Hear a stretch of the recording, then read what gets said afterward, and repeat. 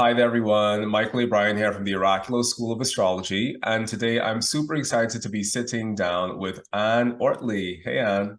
Hi, Michael. How are you? Good to see you. Good to see you as well. Good to see you as well. I'm super excited to be here and I'm doing great. How are you? I'm good. I'm good. Yeah. Hanging out with the cat who's right here. You'll see him. He'll pop in and out. He likes to be part of the camera too. So. Exactly. Remo with the Aries sun and the Scorpio moon. Yes, he's like he heard your voice and he came flying right over. So you must have some good Scorpio in your chart because he loves the Scorpios. He's and the Aries too. He's like, ooh, ooh. I hear a kindred spirit, So Exactly. I'm super excited to be able to sit there and talk with you right now. I feel like you and I, we've been passing each other like ghosts in the night for quite some time, and I've seen you around at conferences. We recently met in person at the yeah. this time, and it was so cool to see you and so cool to just be around so many great astrologers. And I have been a fan of yours and a fan of your work for quite some time. And I think the work that you do in terms of the transits, it's really different than a lot of the work that other people do. And I also think that just your whole approach to just living astrology and you constantly having a finger on the pulse of the astrology at the moment is just a special thing. So we're going to talk about all of those things in a bit. But before that, I just wanted to ask you, how did you even get into astrology to begin with? I got dumped and I had Saturn in my ascendant, 14 and a half year relationship, boom. And for those of you who, know Saturn coming to your ascendant is like you're reborn. And so, partner met somebody. He met actually the person born the day after him. So he ran off with himself, which on some level makes sense.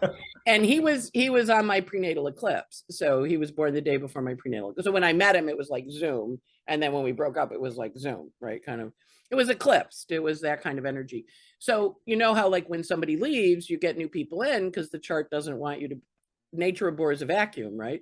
So I got a bunch of new people in and they were all like, you're at this big crossroads. You should go see an astrologer. And I'm like, why would I go see an astrologer? What's that about?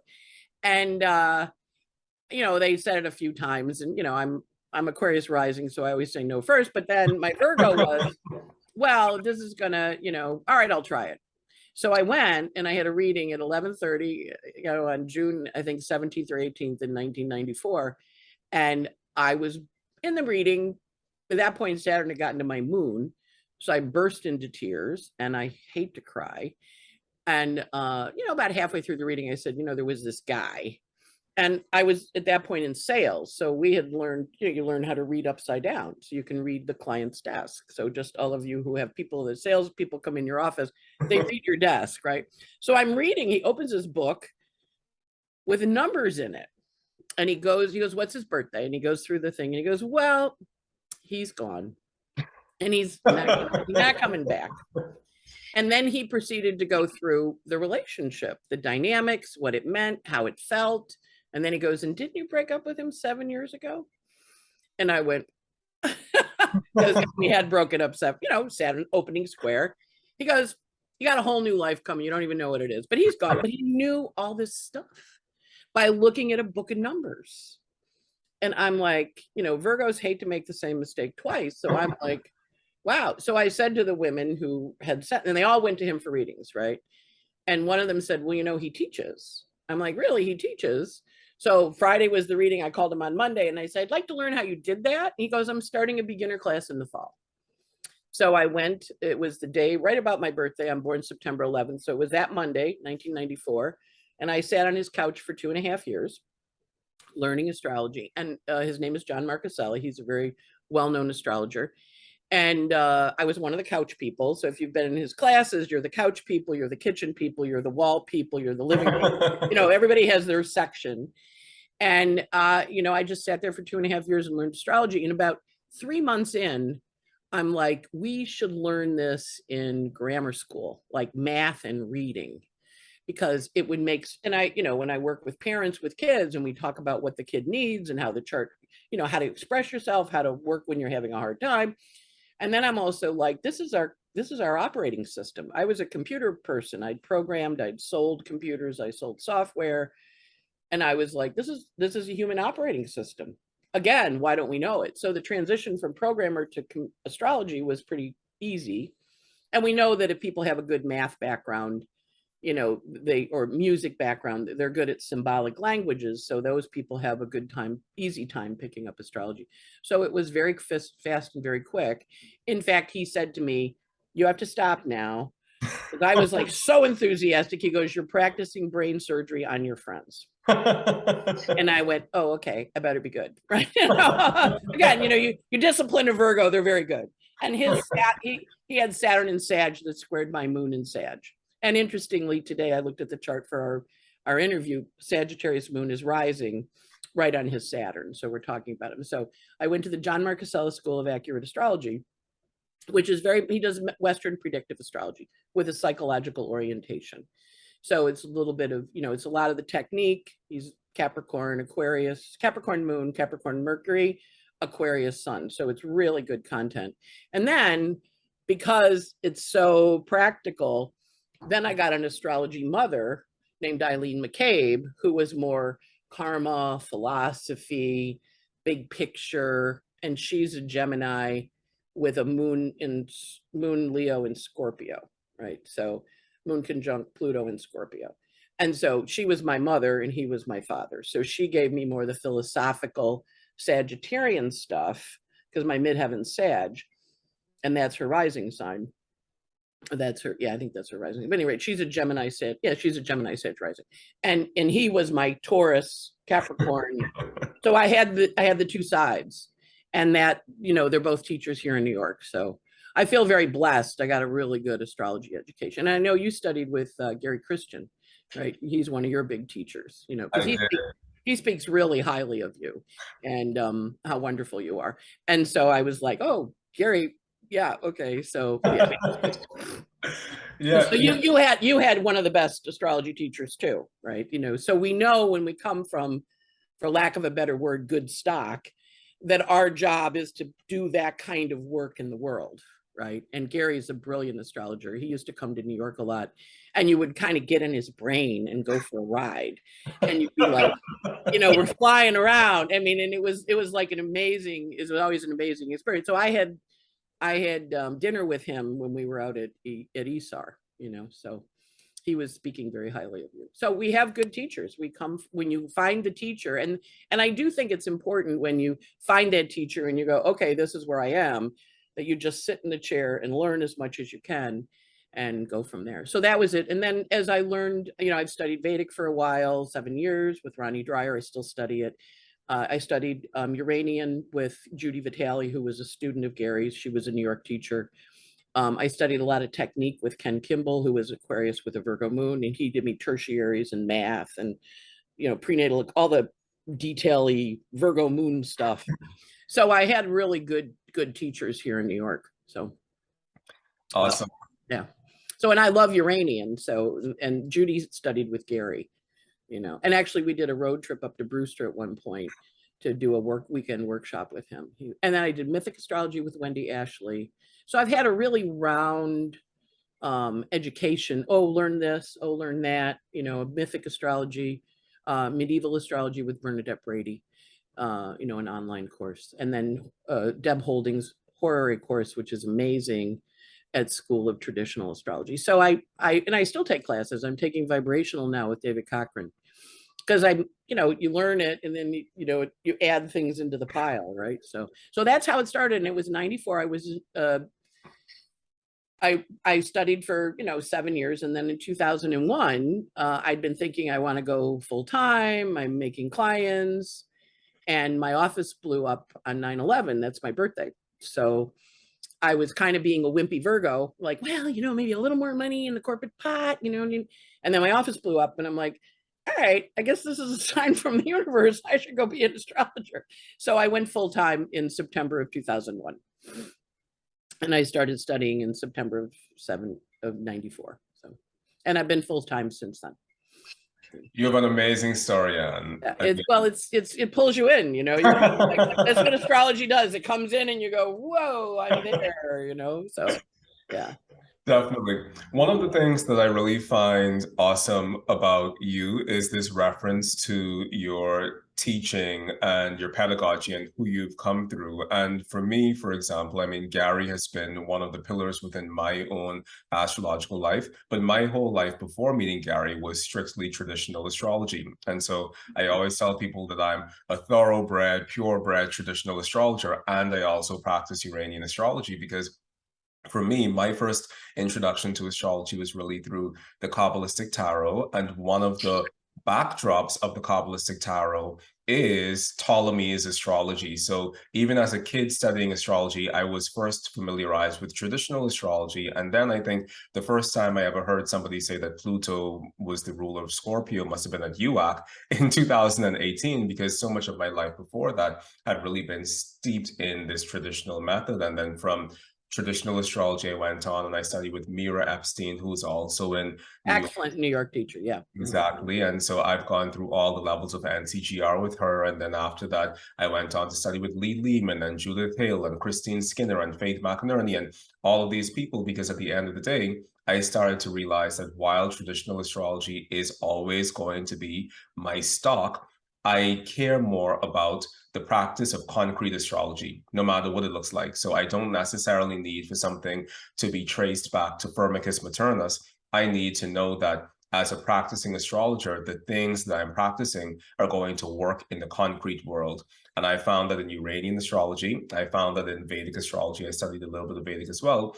But I think that this orientation towards just practicing good astrology, no matter where it comes from on the timeline continuum, is a really important thing for us to do. And as I hear you speaking, I hear this commitment to practicing real, hefty astrology from the perspective of actually being able to assist people in a real and intangible way. Yep. Yep. And I think that's the beauty. That's what I liked about it was, we have our natal potential in our chart, but we also have all these other ways, which, as humans, we're habit based. So we get into routines and we do it this way, this way. But then, the planets come along and say, hey, don't you want to evolve and change? And you go, eh.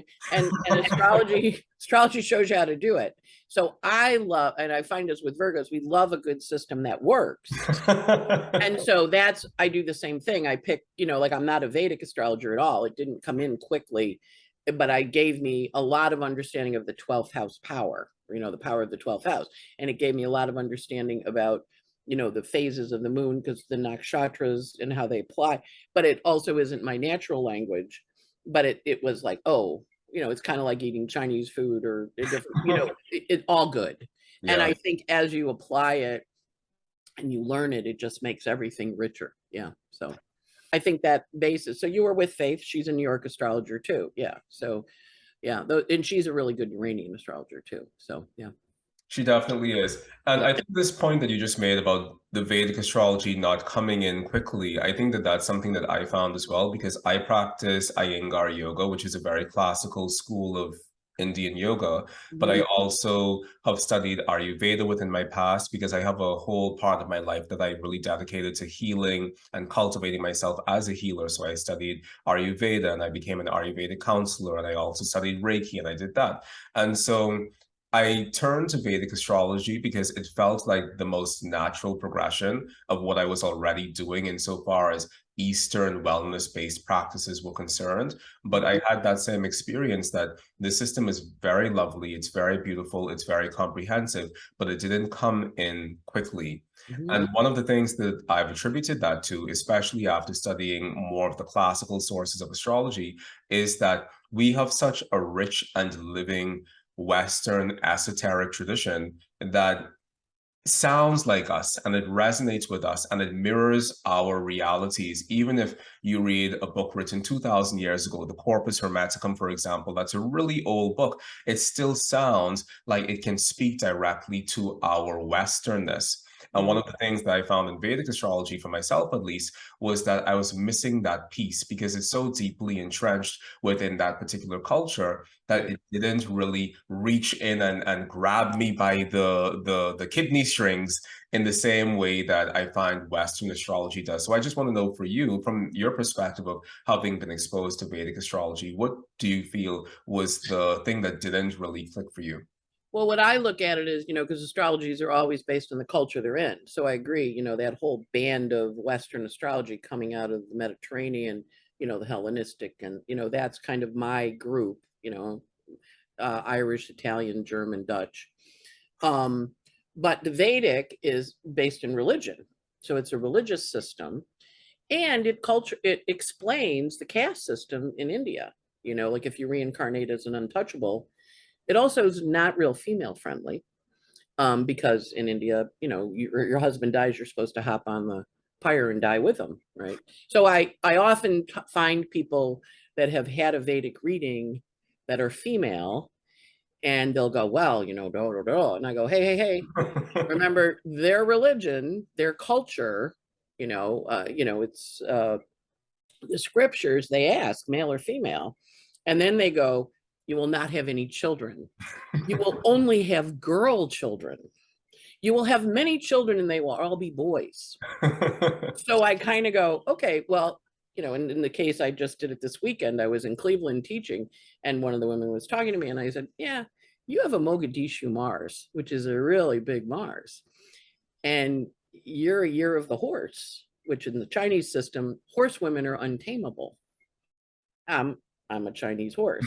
And so your combo not appreciated in that astrology. So, take, that you'll have problems in relationships with a grain of salt, because you're not tameable. And of course, a number of years ago, I think it was Korea, they were banning sonograms to abort girl babies because they were going to be born in the year of the horse, because you don't want girl horses. Well, I mean, there's biases. So the cultural bias that the astrology has, and they all have a bias, it's important to understand that bias and say, okay, that bias is this. That said, Vedic astrology, 5,000-year uninterrupted tradition. So it's valid. It works really well. I love it for healing things. I love it for the pujas. I love it for understanding how to work on a deeper level. But I also take with a little grain of salt when they get nasty about women. Because I'm like, hey, that's my body this lifetime. And you guys don't like me so much because I'm not going to have any children. I'm the year of the horse. But I remember learning that in Vedic and going, all those years I practiced birth control. You mean I'm not going to have children? And so, it's a helpful thing, but it also is a little judgy. And that's what astrology is. It's a judgment, but it judges based on the cultural biases. So it's always important, especially now, because we're really renovating our biases, or we're being called out on them. It's really important for us to look and say, oh yeah, I do have a bias. Thank you for pointing that out. I have a bias there.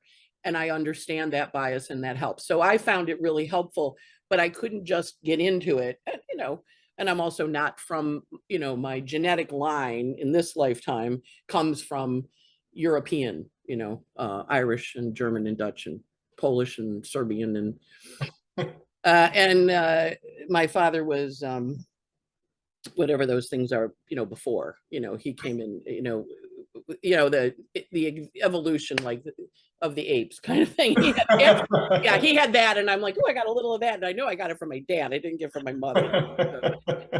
So yeah. But yeah, I think you have to look at the bias of the culture and really understand what it says. And, and when you do that, then it helps you look at the astrology with an understanding of, we're looking at it in 2022.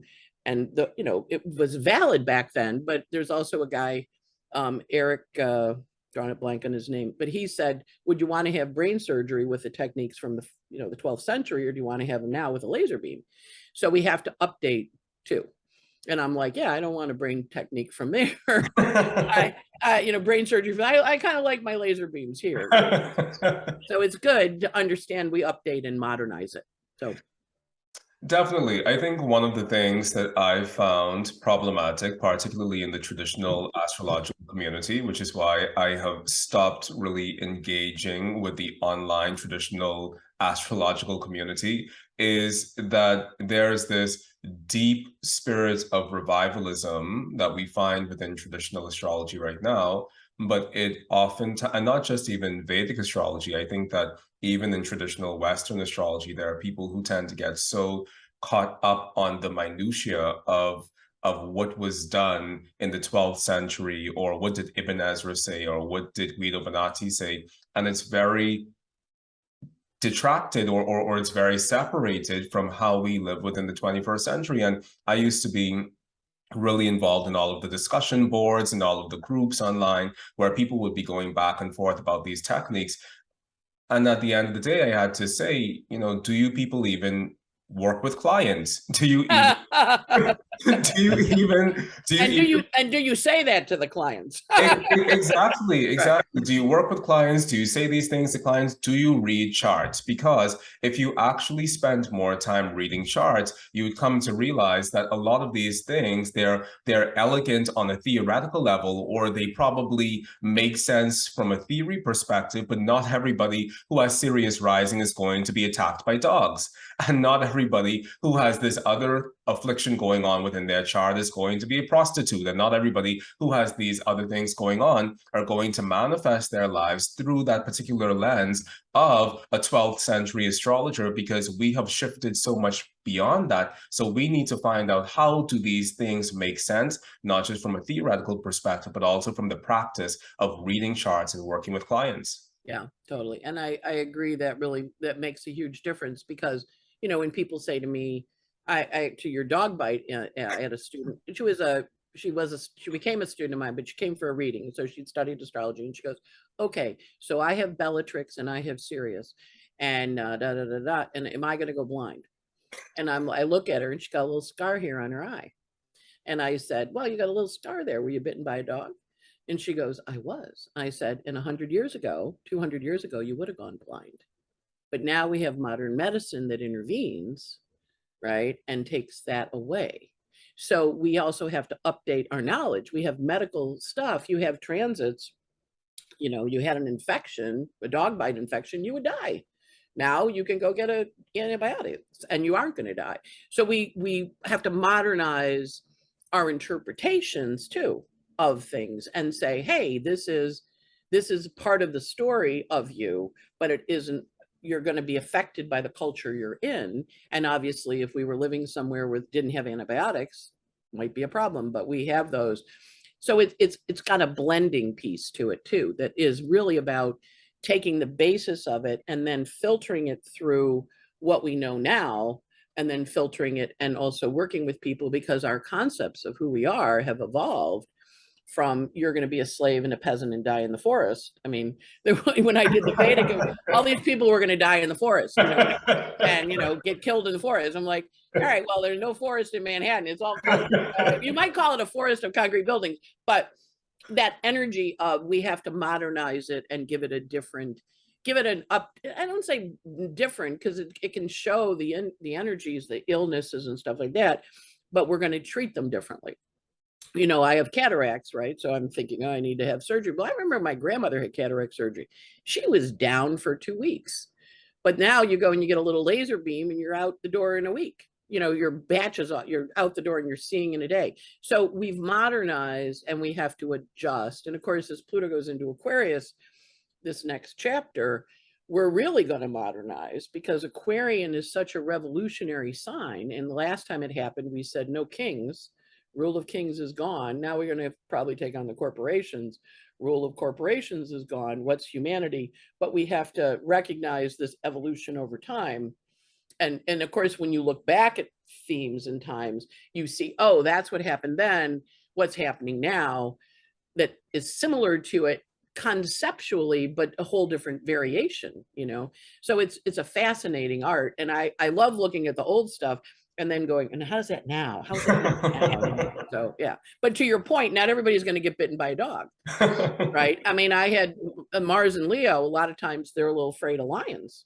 You know, because the way you were going to get killed was you're going to ripped apart by a lion. Well, people come to my house with Mars and Leo and they're like this with the cat. And I'm like, you afraid of lions? And they're like, I am. And I put the cat in the bedroom because he's going to go jump on them, because he's like, oh, you have Mars and Leo. Let me get you excited, right? So we have to understand Mars and Leo is fear of lions, danger from lions, but most of us don't run into lions in our daily life. So I think it's, you know, it's the applying the intellect of the current time to the history and going back and really understand. And back then we usually croaked. when I took Bernadette Brady's medieval course, she said, you may find you've already died. And in my family, everybody would be dead but me. Because appendicitis, prostate cancer. I mean, it was like they all would have gone. They all would be dead.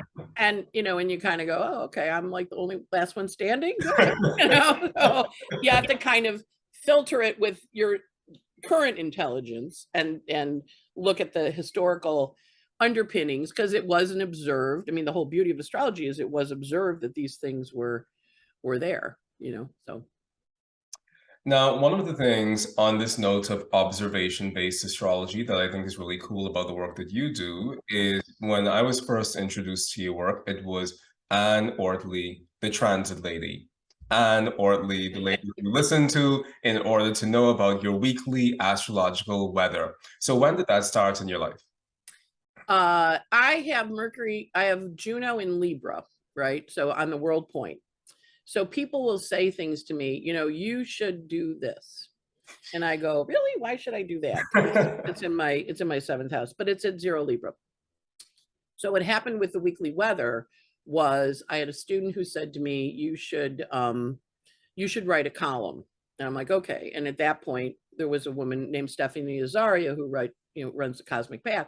And she was looking for an astrology writer. And my student said, you should do this. I'm like, all right. So I wrote to Stephanie. And I started writing a weekly column for her and a new moon and a full moon column. Ultimately, I did all three. So I did the weekly transits, what was happening in each day, what it was about. And that took, 4 or 5 hours a week. And then I had another person who worked in commerce when podcasts were first starting. And she said, you should do a podcast. I'm like, what's a podcast?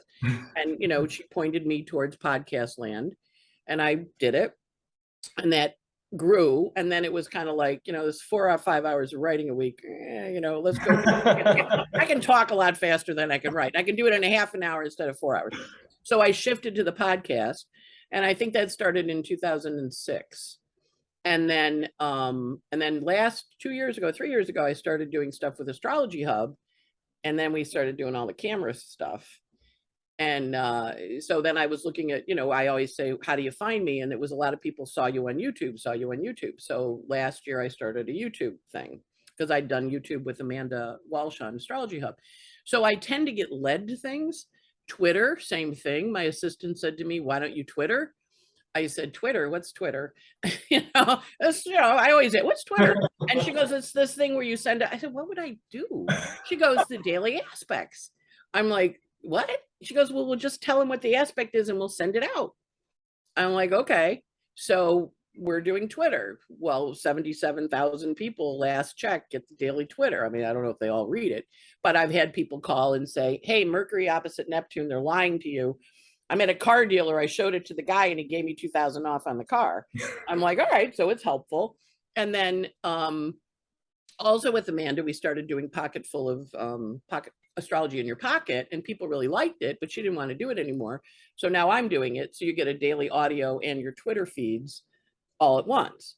And I give you a 6-minute summary, 6 to 8 minutes of what the day is ahead. So every single thing I've done, Mychal, has been someone saying, you should, and going, okay, what's that? And then, okay, that sounds good. So that's how it happened. It was all people saying, you should, with, talking to that Venus, that Juno in Libra, which answers to my Venus in Scorpio next to Saturn. So Venus always goes, what do you want me to do?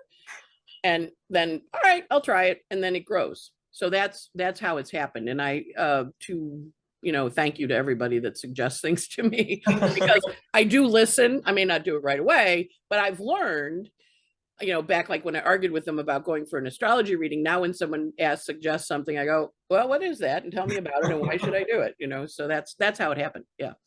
It wasn't my idea. It was other people's ideas or other people's suggestions. And I think that's important to know where you get the good ideas from. I get mine from the West. I'm a Western oriented chart. The moon in Pisces is in my first. So people suggest things to me, and my Mercury in Libra is quincunx, my moon in Pisces. So I go, why would I do that? And then I do it and I'm like, oh, that's good. But it always has that little like, what? And if you know your chart and how you get information, then you go, all right, I'm going to trust the process. So that's kind of how I do. And then the moon rules my 6th house of work. So Why do you feel people are so drawn to that sort of content? And the reason I'm asking is because I also do the month ahead, and I think I do it as a month long reading because I find it very difficult to get caught up in the, okay, and this is what's happening this week, and the next week I'll tell you something else. And I think, definitely kudos to you and to everyone who has the stamina to get out and pump out a video every week and keep up with that, because they have a very short shelf life essentially, and they're just there for that week and then they're just sitting around forever. And so I prefer the monthly model, but either model, of whether it's monthly, whether it's weekly, whether it's daily, whatever. Why do you think people are so interested in knowing what's going on in the sky in any given moment? I think it's because we look for guidance, the as above, so without, as without, so within. And what I like to also do is include like what's going on in the world. So you can go, oh, and for you to pay attention to what's going on in the world. Like, where are you hooking into the news media? Because that's your chart, that's your transits. So you might not be paying attention to the riots in Iran, but you're really focused on the hurricane in Florida. Well, why? Because they're coming in at different parts of your chart. And I also think we've gotten very secular here in the States. And so there isn't a one knowing being saying, or one knowing church or one knowing organization saying this is who you are and where you're going. And for many people, learning astrology it's a language. Once they learn it, they go, oh, it's a little complicated. I know, but they find value in it because it accurately reflects things. And so there's an accurate reflection. And we have to be a little careful about doom and gloom because everybody experiences it differently, right? You're going to tell me something bad. Well, bad is your parents are getting divorced. You go, oh my God, thank God they're getting divorced. Or bad is your parents are getting divorced. You go, oh no, that's so sad. We don't have a judgment there, but we give the information. And I think that's helpful because people are getting more and more like, you can't tell me what to do, but if you mention something and it seems interesting, and then I observe it in my world, I think that's why we have such an interest in astrology now too, that we can see it happening and there's enough connection in the world that you're tuned in, you go, oh, I didn't know about that. Let me learn about that. And then you see how it ties into your chart. So the people that were crazy over Johnny Depp and Amber Heard, I was kind of like, oh, it's going, but people were like obsessed. I'm like, but it's not hooking into my chart, right? So I think that's why astrology is interesting. And of course, you as an astrologer attract clients that tie into your chart. So they follow or they find information from you helpful because your chart connects to theirs in important places. And so I think that's why when we have a lot of different content, people go, well, I hooked into their content, because our charts connect. And I always love it when I have a student bring charts, because I know they've connected into me because they're a student, but they bring me all sorts of really interesting charts that I would never see, read. I would never read them, but I get to see these charts because they're friends of theirs or clients of theirs and they're studying them. So there's like this little 6 degrees of connection. Like you said at the beginning, we passed each other, but I actually met you in person and hugged you, and I'm like, oh, and you smell really good. I just want to say, but I was like, oh, I love his energy, but I always liked you, but it wasn't like we connected. Right. So I think that, and I'm sure if we look at our synastry, we have some connections in our chart. And again, that's where I think you connect into what you're interested in or what Like there was a guy when I worked at Pepsi who used to go out and watch trains go by and take pictures of them in the woods. And I was like, you go and stand in the woods for hours and take trains going by, getting different kinds of cars? Yeah, it's great. There's a whole bunch of trained car guys. I'm like, not my jam, man, but you're into it. God bless. So to your point, when you were in those Twitter, the groups online and they were arguing about stuff, you're like, do you see clients? Because your focus is clients Their focus is da, da, da, da, da, da, and everybody has their thing that they're drawn to. So that's the beauty of astrology, because it lets you do the da da da da, lets you do the clients, lets you do the politics, lets you do the psychological evolution, lets you help you with your kids, lets you figure out when your divorce is going to be final. You know, it's all good, and it's a universal art that reflects the world, and it reflects all the complexity of the world. And so when people get into it and they go, "This is really complicated," it's like, but isn't it fun? Isn't it cool how great it works? You know, because it does work great. Yeah. So Exactly. Listen, question for you, yep. because you mentioned this topic of universal art, and I've been wondering for a while about your relationship to Jane Jetson, because because I have seen your logo on your podcast as well as on your website and everywhere, and it looks like a little Jane Jetson, but it's you. So so I wanted to know, what about that? What was the idea or the thought process behind that? Behind the logo? Well, I was in a tarot class, and one of the women in it was an illustrator. Her name is Esther Sanchez, and she does beautiful work. She lives in Canada. And I was saying something. She goes, "I think you need a logo." I'm like, "I need a logo? What do I need a logo for?" She goes, "You need a logo. You know, you're coming in and you're doing the weekly weather, and you're kind of flying in from your spacecraft and reporting." I'm like, "Okay." So she drew the logo, and I went, "Oh, okay, that's cute."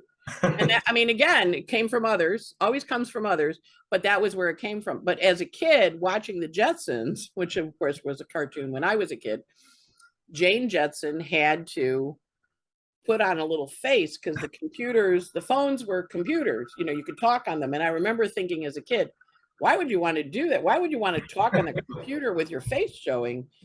And Jane would put on that little mask when she wasn't ready for prime time. So that was kind of my reaction to, YouTube. I mean, I like watching other people, but when they were like, "You want to be on YouTube?" I'm like, "No, I have a fat chin, I'm pudgy, I gotta worry about what my hair looks like. I want to be like Jane Jetson with that little thing." And I remember thinking as a kid, "Oh, well, that's horrible." But now, of course, we have these cell phones and we have Zoom. And whenever I'm on my cell phone doing FaceTime, I'm always like, "Oh my God, you look so," because, that's my reaction to it. But other people are like, "I like seeing your face." And when I do the YouTube and I don't show my face, because sometimes I'll forget, I get complaints like, "I want to see your face, Anne." And I'm like, "Oh, all right." Because to me it's whatever, but other people find it helpful. So yeah. All right. That's my relationship, Jane. Yeah. So it was Esther's idea that I'm coming into a spaceship, delivering the news, the weekly weather from the sky above. I'm reporting on the heavens. So she drew it, gave it to me. I'm like, "Oh, that's cute." And that became the logo.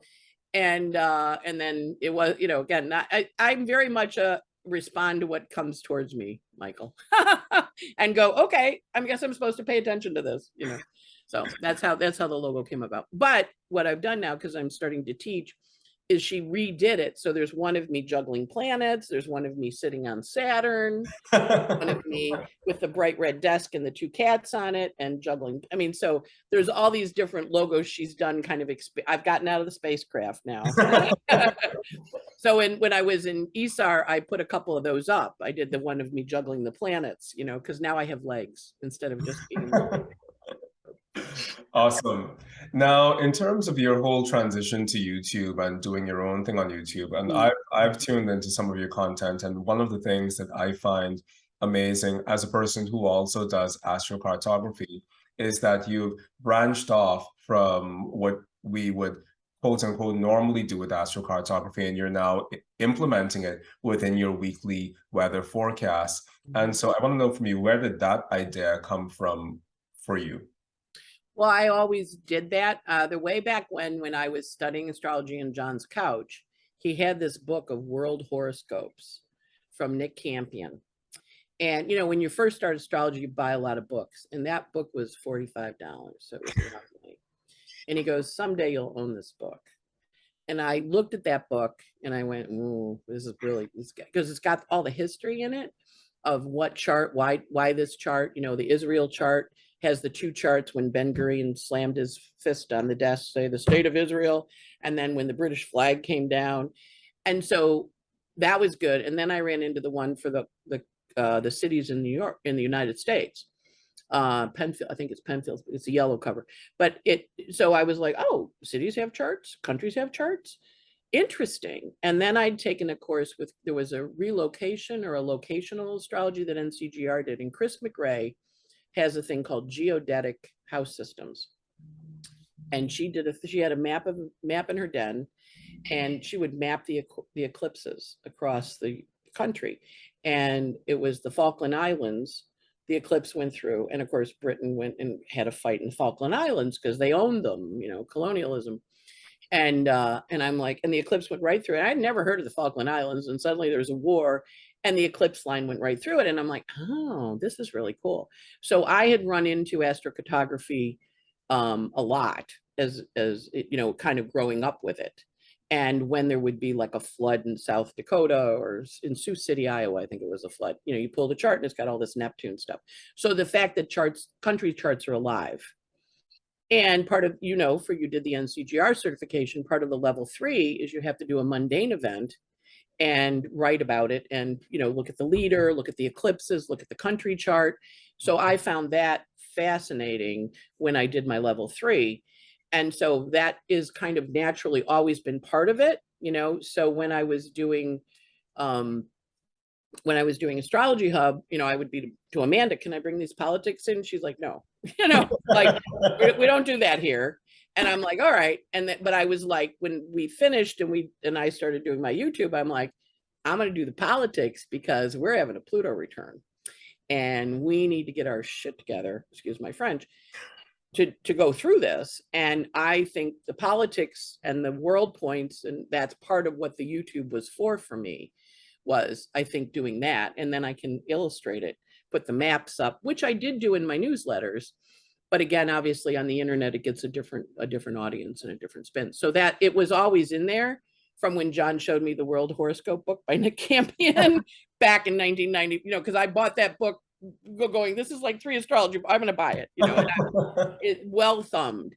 But that really was the call. And I've always been interested in history and the evolution of people and how we get here and where we come from. And, the history of your chart, your origin story and your life, your chart is your history. So it's, you go back and talk to people. When I do a reading with them, I go back and talk, well, what was going on here? And they tell me, and I go, you see how this is related? And they go, oh yeah, because history repeats itself. And if we don't know it, we're in trouble. And so with our Pluto return now at the United States, we really need to get our stuff together. But it also is, I've always loved it. Yeah. So, and I have a lot of history books. I have a lot of biographies here, Ben Franklin, and, I have all the Doris Kearns Goodwin's books, on the history of the different presidents and, leadership and what leadership is. And of course, just very aware of that. And as a Virgo, I love going on tours where you learn about the history. It's not like just laying on the beach. Like it's good. So yeah, but that's where it comes from. And the YouTube allows me to show you the map and have you go, wow, look at that line going right through there. And then not even knowing what it's going to be. So the one that went through Iran, like we saw that Mars Uranus, well, that's the riots they're having over Taurus hair, that poor woman that got killed by the morality police. So that line went through there. Cool, but also, wow, that's where the fight is. So I think it's a really helpful tool for really seeing things. I think it really is as well. And I think that mundane astrology in general is such a fascinating subject. And I gave 2 talks at ESAR. One of them was on solar returns, and the other one was on the Aries ingress charts and lunations from a mundane perspective.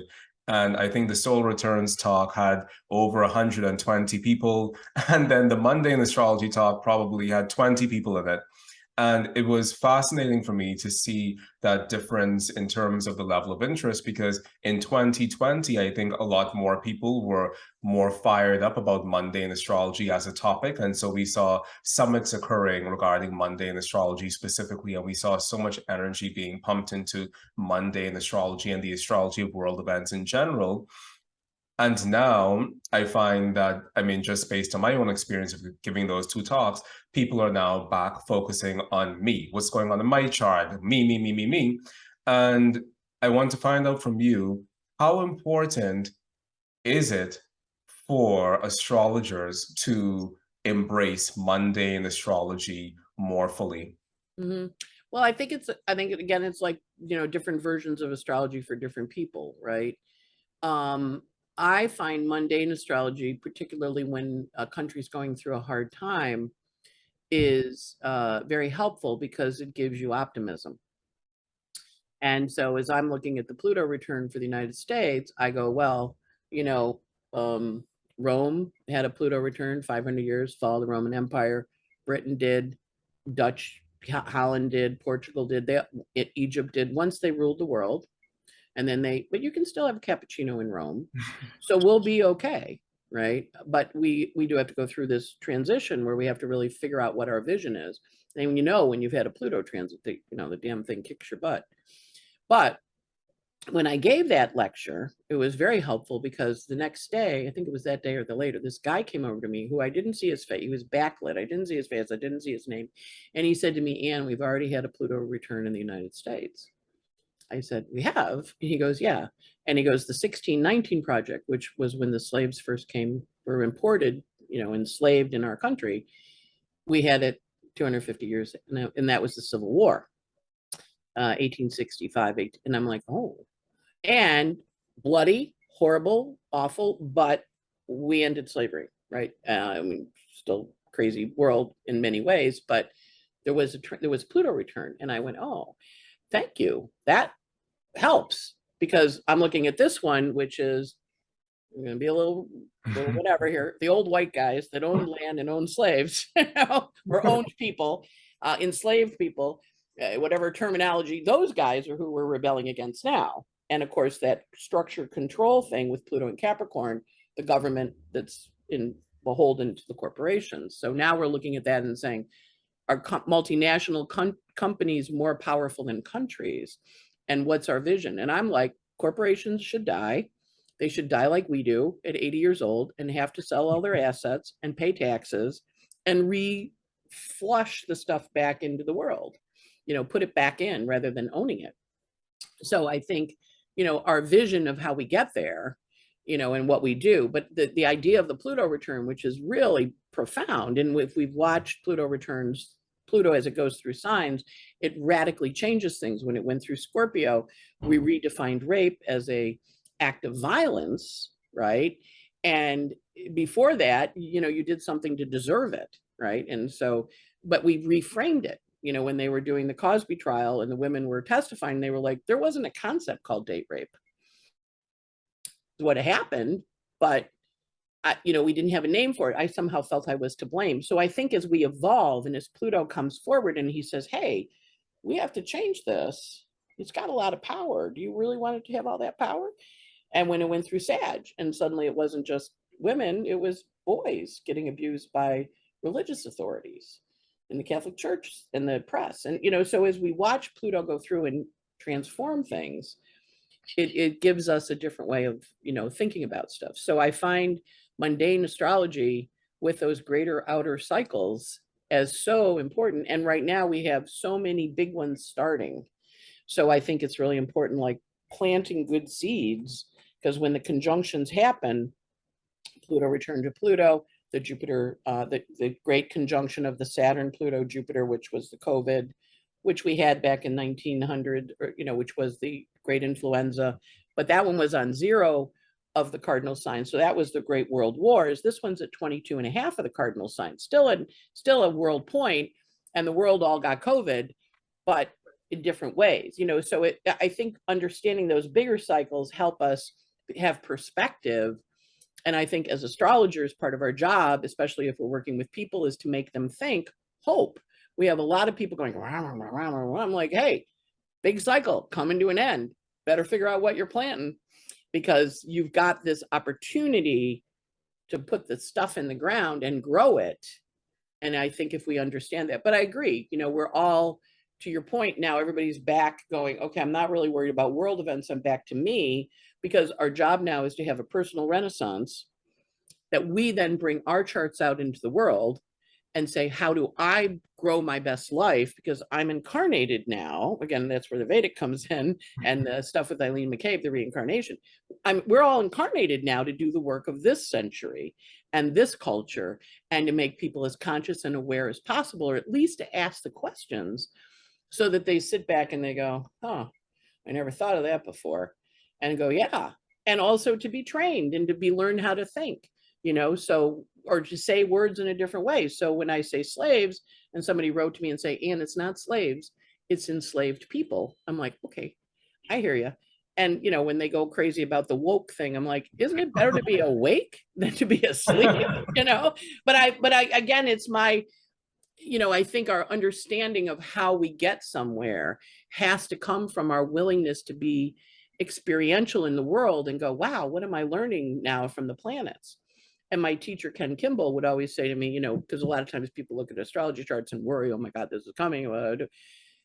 And he would say, I always look to see what lesson it's trying to teach me rather than worry about, because we know life on earth is hard. We know we all die. We know we lose people that we love. We know that there's times when we're better or worse. And the beauty of astrology is it tells you when it's going to end and when it's going to get better. And it also says, and this is why you're here. So go do your life, go do your work. Don't worry about all that stuff. Go focus on living your best life. What does that look like for you? So I think that's why they're coming back to you, Mychal, with the solar return and I want to understand my vision and who I am, because it's on us now that we've gone through this pandemic and through the transformation. Now it's on all of us to plan our best lives, because our lives were very disrupted. And that Saturn-Pluto conjunction historically has been either a pandemic or a war. And so we know, like, wow, okay, what are we doing here? And of course, we've had wars all over the world for years, but the big ones, the big things that really draw our attention. But after it, there is a renaissance. So I think what you had was all those people wanting the renaissance. And you should have said, how your solar return predicts your renaissance, and you're like, you would have had 400 people in there, right? So it's good. But I think the evolution over time is really, is really what we're looking at as astrologers. Yeah. So. And as you think about your next phase of astrological practice, what is really standing out on the horizon for you in terms of your own personal renaissance and evolution? What do you see yourself either practicing more of or doing more of within the astrological world at large? Well, I love the client work. That's my favorite thing. So there was a turning point a while back, and I was like, I really just love the client work. But I'm also having the Saturn return to when I learned astrology, right? Saturn's coming to my moon next year. And in the Vedic astrology, that's Sati Sati. So it's a time of concentrated dedication. And it rules my 6th house. It rules my Cancer planets. So I think more teaching, like making the astrology I learned accessible. One of my students, he said to me a while back, he goes, not many people teach predictive astrology like you do it. And I'm like, oh, okay. And he's like, you should teach it. I'm like, oh, okay. And then I'm like, you find me another 10 hours a day. So I'm thinking there's a little more of a shift to that, and people going, you do these derived houses. Where do they come from? People go, these world points. Can you explain it? And, hey, there's a thing on my website, go learn it. So I think that's part of it, the kind of standoff stuff that I use and I explain, but, like if everybody knew it, then they could all use it. So there's going to be that kind of stuff. And I love reading clients. That's my favorite. So, it's been interesting watching people on Facebook going, I'm pulling away from doing this. I'm going to focus on this. So I've seen a lot of astrologers saying that. Now my midheaven's Sag. So and it answers to Jupiter in Cancer, join my Uranus in Cancer. Uranus rules my ascendant. So I know it's got that mix. And so I think what it'll be is the YouTube having education stuff on it. To your point, the one and done for the weekly weather, after the week's over, it's done.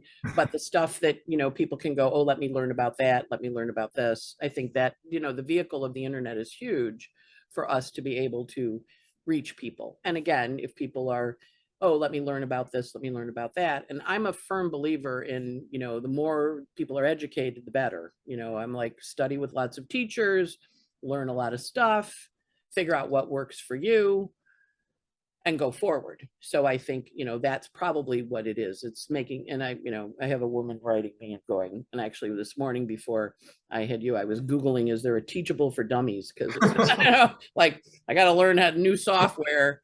But, you know, I've got this content and I've been teaching since I think like 2000. I started kind of doing informal teaching in maybe 98. And then, you know, formally I was teaching at a Y here in New York, and we did classes that we taught and stuff. So I have a lot of content. And so it's kind of repurposing it to put it up on a platform that people can go and just, okay, I want to learn about derived houses, or I want to learn about, you know, how do I work with my lunar phases, and making it like one-offs, teaching it to the NCGR curriculum, meaning, you know, taking that curriculum, which is also used by ESAR and AFA, this kind of universal curriculums, and making sure that the stuff's out there. I don't want to grade people. I don't want a homework assignment. I don't have time for homework assignments. Learn it as you love it, you know, and then go from there. So that's kind of, but I do have a belief that, you know, that the content that's out there, you know, there's so much for people to learn from. And you know, giving good astrology, you know, I mean, that I think is really the most important thing, like having astrology. And also stuff like my teacher said to me, you know, you're practicing brain surgery on your friends, be careful. And, you know, the power of astrology, you know, because there is something when we're talking to someone, it goes in, you know. And I had a woman the other day, she's one of my favorite clients, and she called and she met this guy, and we were talking. And in the course of the conversation, she goes, you know, Ken Kimball, he told me in my 30s that I wasn't going to meet the love of my life until I was 65. And I was so mad at him. And she just met the love of her life, right? So, but not that she didn't have other relationships. I was so mad at him, I didn't want to talk to him again. And I'm like, really? Ken told you that? So I hung up and I went looking, like, what did Ken see in her chart that he wasn't going to meet the love of her life? And I'm like, oh, that's what he saw, right? You know, because I've worked with her, like, okay, well, this one's nice and this is what they do and blah, blah, blah, blah. But now the big kahuna has arrived, right? So I think it's important that we learn that, you know, like I just did it with her. I went, all right, let me see what he saw, you know, 30 years ago.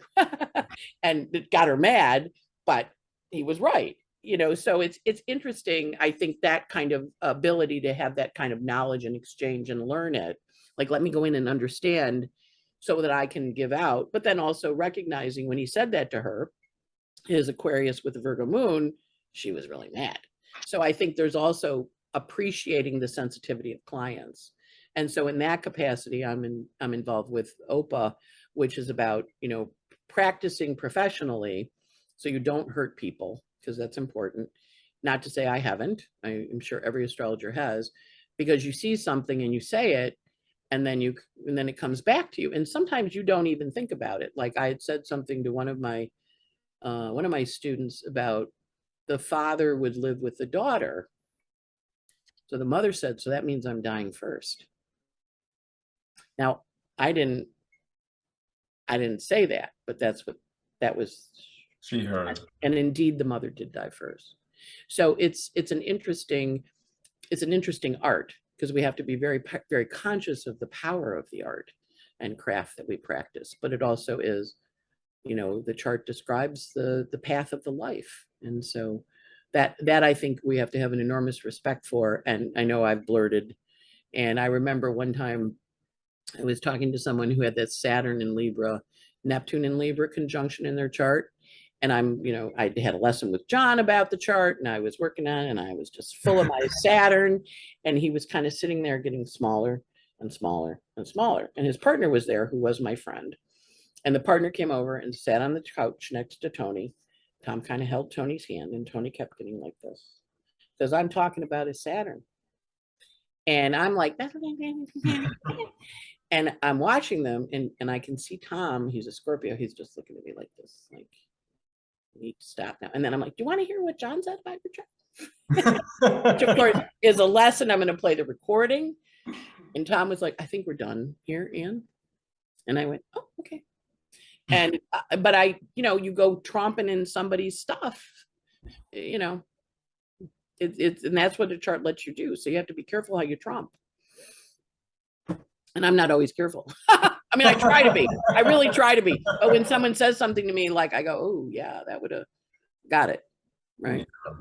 Yeah. It's interesting because it's, you know, and again, we all make mistakes, but we also really have to respect how powerful, you know, you go rolling around in someone's Saturn, you know, and a clearly partner was aware of what was going on. I was like little misinformation.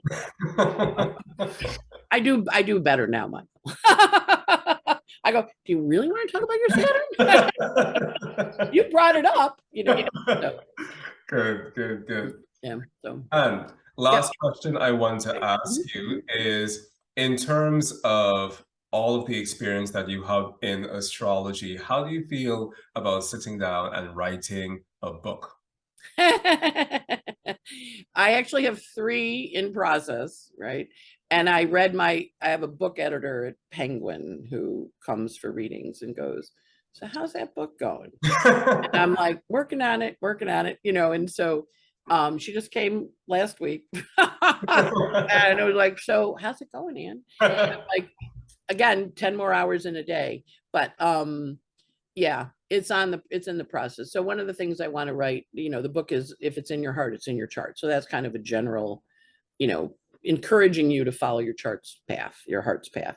Because if you have this little dream and other people saying, you know, you can't make any money, but go do that dream because that is in your chart. It encourages the dream, right? So that'd be kind of working with people's Saturns in a happy way.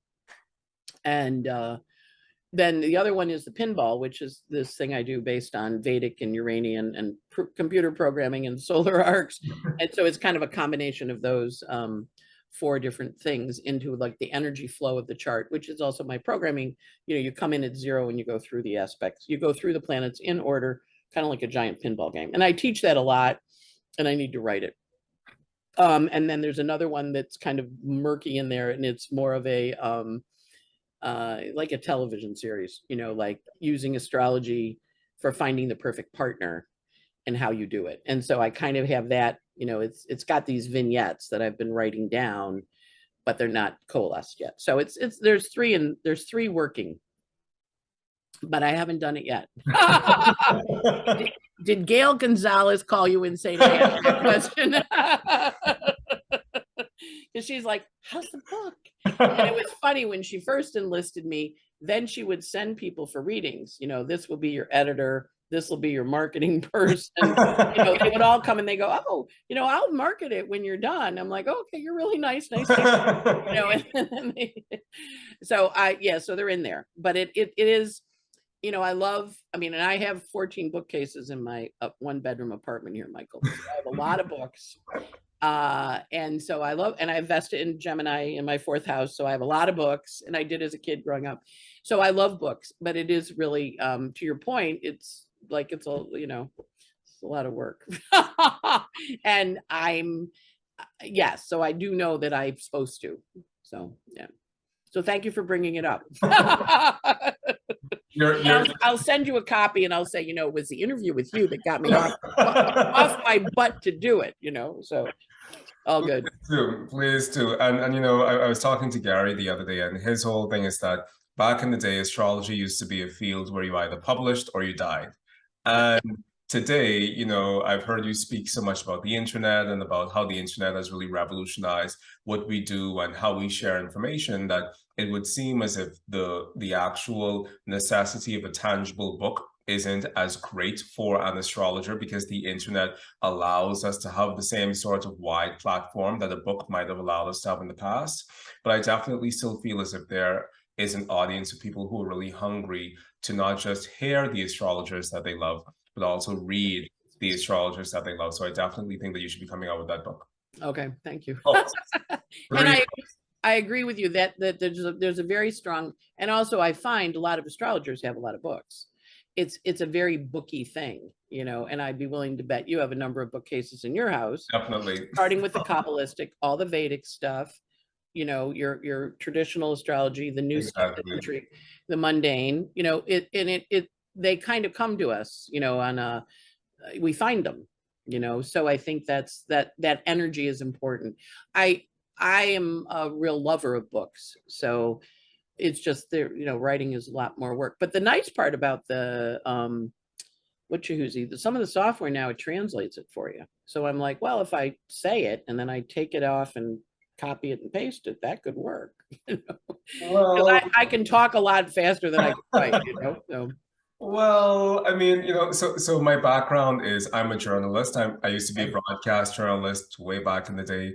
And I tried that because I've taught astrology for a number of years, and so I've always said, okay, I'll just have somebody transcribe this lecture that I gave. But what I found, to my great dismay and horror, is that speaking something is a lot different from reading that thing, which is something I always knew from journalism school, but I thought that somehow astrology would be different.